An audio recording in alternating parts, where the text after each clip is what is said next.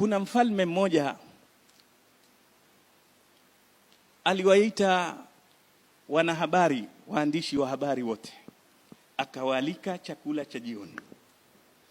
Akawaambia, karibuni chakula cha jioni. Wanahabari wote wa magazeti, wa kila mwanahabari ambaye amesomea yani fani hii, wakaenda kwa mfalme.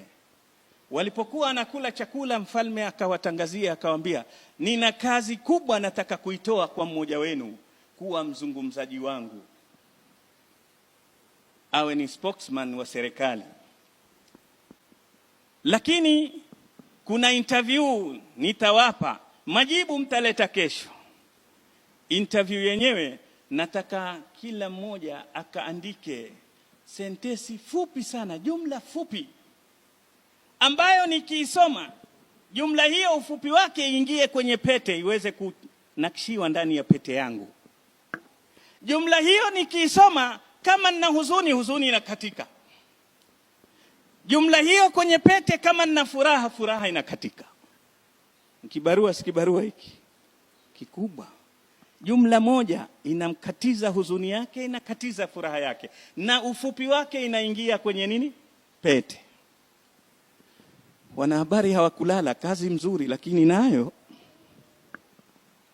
kuna kijana mmoja aishi na wazazi wake wawili, wazee wamezeeka, baba hawezi kuondoka hata kitandani, heri huyo mama, yeye ndiye anawahudumia wazazi wake. Usiku yule kijana anamaliza reference zake zote za mambo ya habari na utangazaji, atafuta nitaandika jumla gani. Mara baba akamwamsha mama, yuangorota amelala, akamwambia, inuka wewe. Mamadi, ni usiku. Amwambia, hakuna cha usiku, mimi sijalala. Kwa nini? Amwambia, nenda kamuite mwanao. Amwambia, mbona unataka kumsumbua mtoto mchana mzima huko makazini na sahia? Amwambia, hajalala. Amwambia, hajalala vipi? Na amelala, hii angalia masiku haya saa 8. Amwambia, ni mwanangu, nimemzaa nikamlea, namjua kama ninavyojua tumbo langu lina njaa ama lina shibe. Hapa nilipo nimepata hisia huko, huyo hakulala, nenda kamuite. Na kweli mama akienda, kijana amekaa andika tu, kila anavyoandika sio. Akamwambia mzee akuita. Alipokuja, kuna nini baba, nikusaidie na nini, una shida gani? Angalia neema ya kuishi na wazazi wawili pale mzee Allah aliposema, waqfid lahuma janaha dhulli min arrahma. Kaa karibu, tusiwe kama hawa washenzi. Mzee akizeeka hujengewa nyumba, mtu uko Toronto ajengewa sijui Dongo Lekundu ikiwa na mbwa wake, kama apenda paka ikiwa paka na mfanyikazi. Kuna sehemu huwezi kuipata ya rehma ya Allah ila uwe na unyo kwa unyo na mzazi wako.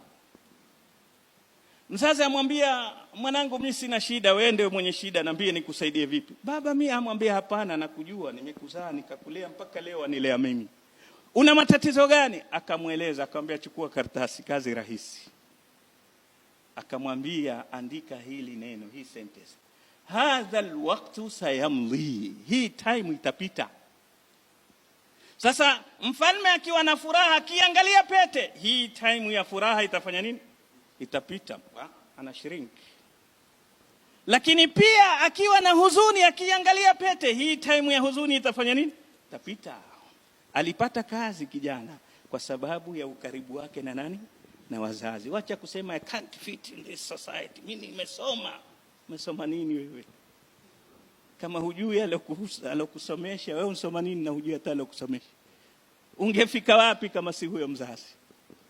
Kwa hivyo ninachokusudia, hadha alwaqtu sayamdi, na hii Ramadhani itafanya nini? Itapita.